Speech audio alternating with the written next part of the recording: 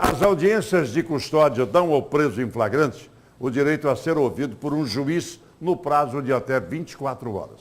Para muitos, ela é uma festa de impunidade, já que a polícia prende e a justiça solta, o que tem provocado polêmicas desde que foi implantada no país.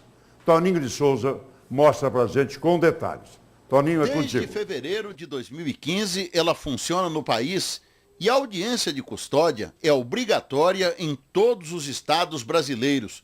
Qualquer cidadão preso em flagrante pela Polícia Militar precisa passar por essa banca, composta por um juiz, um defensor público, um promotor de justiça e outros auxiliares, para saber qual será o seu destino.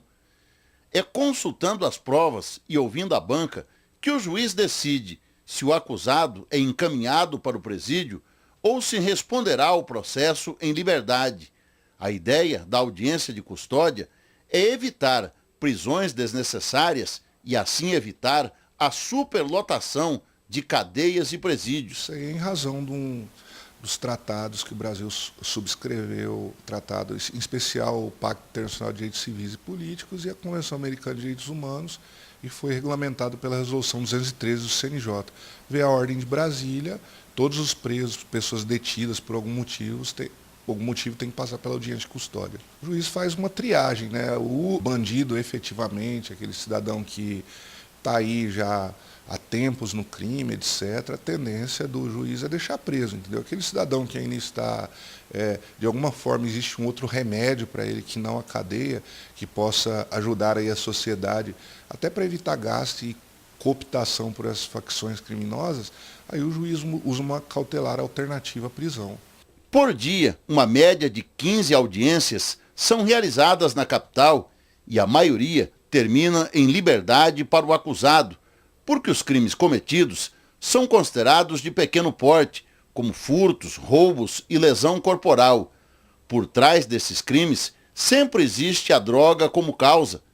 E da equipe da audiência de custódia fazem parte uma assistente social e um psicólogo, que fazem o acompanhamento dos presos e preparam um relatório que auxilia o juiz em sua decisão. É importante porque a psicologia e a assistência social, nós contribuímos com o juiz, ou subsidiamos o juiz na decisão de alguns casos que não há necessidade da reclusão desse preso até que ele seja processado ou julgado, né? Então nós fazemos todo um levantamento anterior do custodiado, a qual, nesse levantamento, nós verificamos se ele tem algum problema de saúde mental, condições familiares, se ele trabalha, se ele estuda, se ele tem uma vida social aqui. E este delito, o crime que ele cometeu, pode ter sido apenas uma situação, e não algo rotineiro para que a justiça venha a prender esse sujeito, retirar ele da sociedade.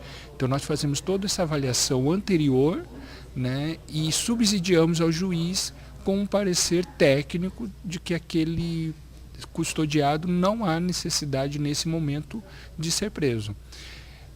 Esses pareceres normalmente vêm com sugestões para tratamento de saúde mental, como encaminhamento ao CAPS-AD para os usuários de álcool e drogas, tratamentos junto ao CREAS, CRAS, Cine para emprego. Então nós fazemos uma forma do próprio custodiado ele ter outras formas de atuação na sociedade. Talvez ele não é um criminoso, mas é uma situação social, uma situação psicológica que fez com que ele cometesse aquele crime.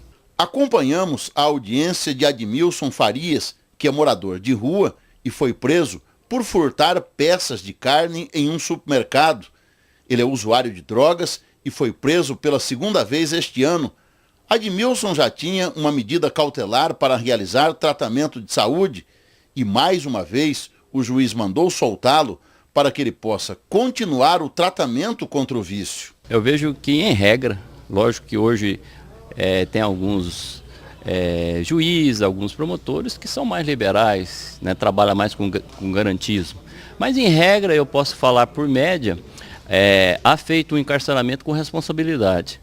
Porque você não deve mandar para a cadeia aquelas pessoas que realmente não necessitam de ir para a cadeia. E a custódia é essa oportunidade da gente averiguar, checar realmente aqueles delitos, e lógico, a conduta social de cada um, os antecedentes de cada um, se realmente essa pessoa que praticou aquele delito, ela tem vínculo com o crime, se ela tem a personalidade voltada para o crime. Se é um caso isolado, é um caso que não houve violência contra a pessoa, e é um caso em que a pessoa tem trabalho certo, tem residência definida, eu entendo que não há necessidade de mandar para o cárcere. Né? Você tem que ter essa responsabilidade, o judiciário tem que ter, o Ministério Público tem que ter e a polícia tem que ter.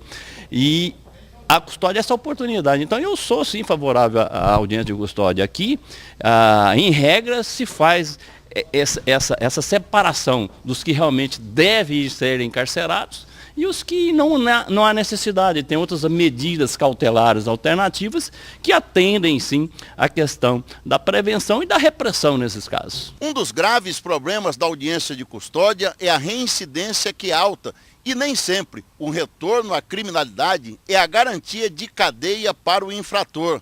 Tudo isso em razão da legislação que é ultrapassada e fraca. No dia 22 de novembro deste ano, Cláudio Júnior, de 27 anos, foi preso em flagrante pela Polícia Militar, furtando roupas em um shopping center de Cuiabá.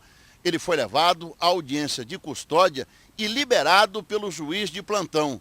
Por coincidência, no mesmo dia em que ganhou a liberdade, ele voltou a furtar na mesma loja, no mesmo shopping center, e voltou a ser preso em flagrante pela Polícia Militar. Foi levado outra vez na audiência de custódia e pela segunda vez colocado em liberdade. Tudo isso em 48 horas. Em termos gerais, hoje nós temos um problema sério com furto, né? Furto simples, pelo legislador hoje, pela legislação, não cabe prisão preventiva.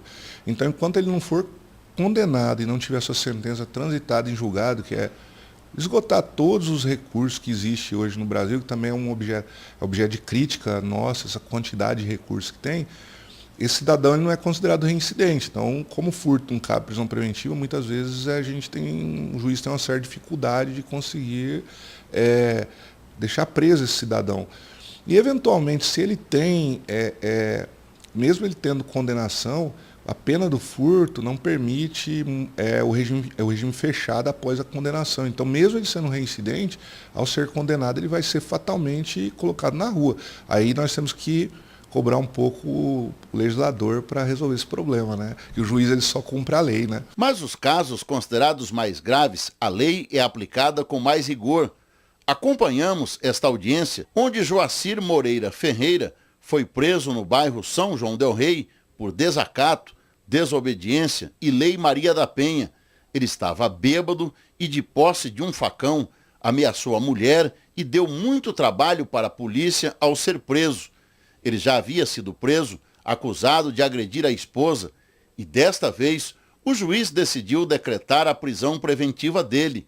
Saiu da audiência de custódia direto para o presídio. Bom, aquele que não tem o vínculo com o crime, aquele que ele caiu no crime por uma bobeira, por um ato isolado na vida, ele não volta mais. Mas aquele que já está, né, com predisposição e vinculado, né, com a personalidade já voltada para o crime, ele não aproveitará essa oportunidade, com certeza reincidirá e passará aqui na audiência de custódia outra vez, caso seja colocado em liberdade, o que já aconteceu em vários casos que eu trabalhei. Então, é difícil, em alguns casos, você fazer essa distinção, mas em regra você sabe. Aquele que já tem, né, uma conduta social péssima, né, sofrível, daquele que não tem nada, aquele que foi realmente de bobeira, estava ali numa bobeira e acabou entrando na onda e cometeu um crime. Você tá entendendo? Esse não volta, mas o que tem vínculo com o crime, ele volta. O juiz responsável pela audiência de custódia em Mato Grosso explica que hoje só vai para a cadeia quem comete um crime cuja pena é superior a 8 anos de condenação em regime fechado. Para mudar esta situação, segundo ele, é preciso, primeiro, mudar a lei, e esta é uma função dos legisladores. Os novos deputados federais e senadores eleitos em outubro de 2018. 8 anos é que dá o regime fechado. Mesmo assim, se não for crime hediondo, com progressão de 1/6 da pena, ou seja, fica uma pena muito pequena, porque nós não temos as colônias de trabalho, aí a pessoa praticamente cumpre 1/6 e sai para a rua com a tal da tornozeleira, que também é objeto de crítica nossa, uma vez que a tornozeleira monitoração eletrônica ela é só como uma forma de cautelar alternativa à prisão antes da condenação. No caso de condenação, tem que ir para as colônias de trabalho penais, agrícolas ou industriais, o que não sequer existe.